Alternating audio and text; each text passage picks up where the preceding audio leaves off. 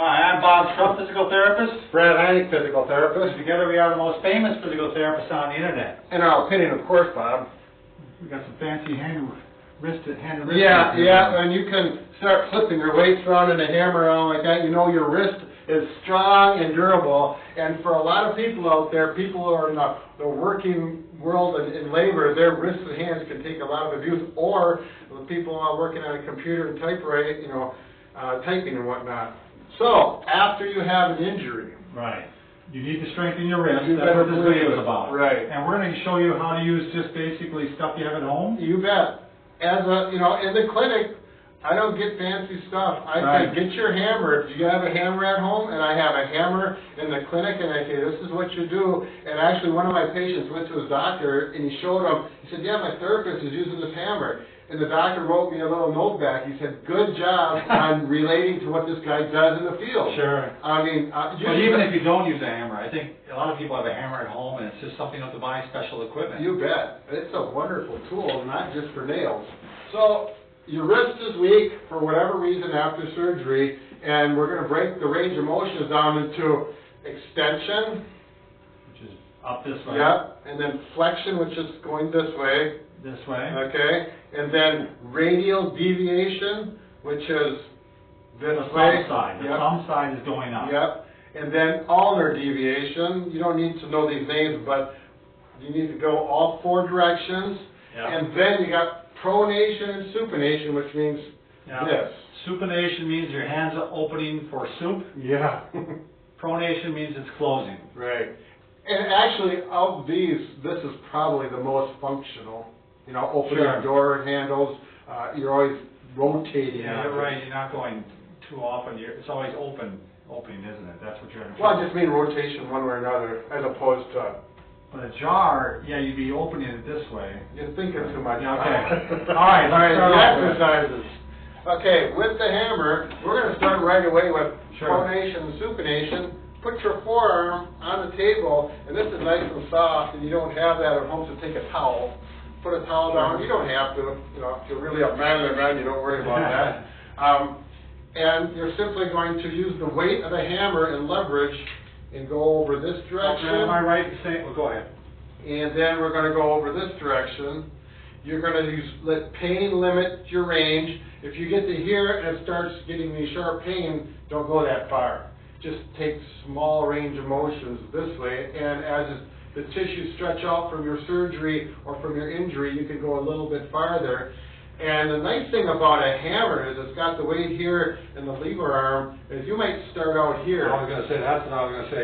You're going to start way on the bottom. Right. Yeah, and you could even go here where... And that's almost even helping a little bit, right? Yeah, exactly. Yeah. It's a good passive range of motion. This is fun.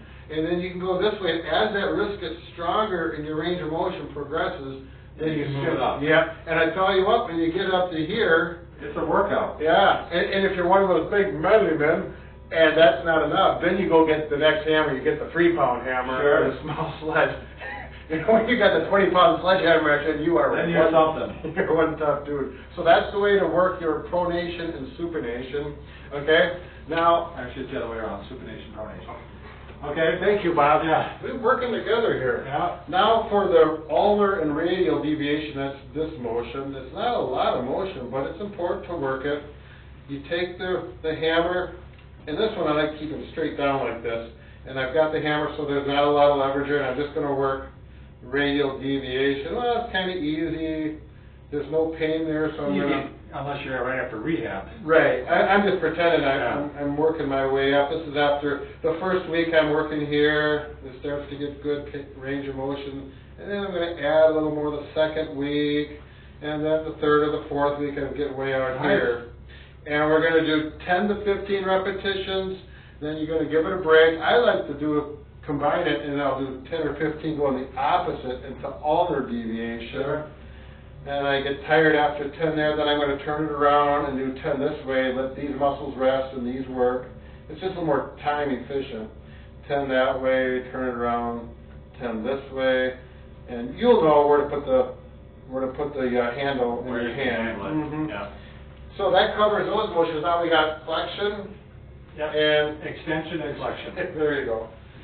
Now, you can use the hammer for this, it's not quite as convenient as the other four Maybe a motions. soup can, maybe? Yeah, or if you Okay. got a dumbbell or a soup can, this is extension. I don't know why you couldn't do this, Brad. Well, I mean, I just put it in there, like that. Like, well, Why yeah, not? that's just a personality thing, I just don't care for that, but it's fine, yeah, you can do this. We're gonna make them buy a weight just for the flexion extension? No, I'm just saying if they already All right, have them. all right. Bob and I are pretty frugal, That's why right. go buy things if you already have them?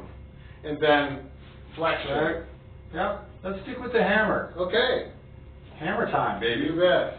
But really, the big advantage for the hammer, I think, is this Right. one and the other two. Sure. So, do 10 to 15 reps in all 6 directions, and you'll get your You're strength gonna up. be surprised how fatigued your wrist gets Oh. with this.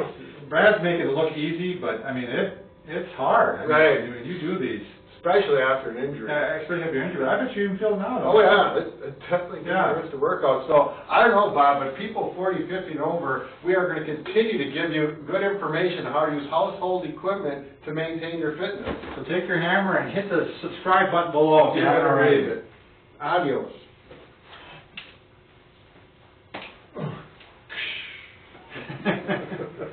What you telling me?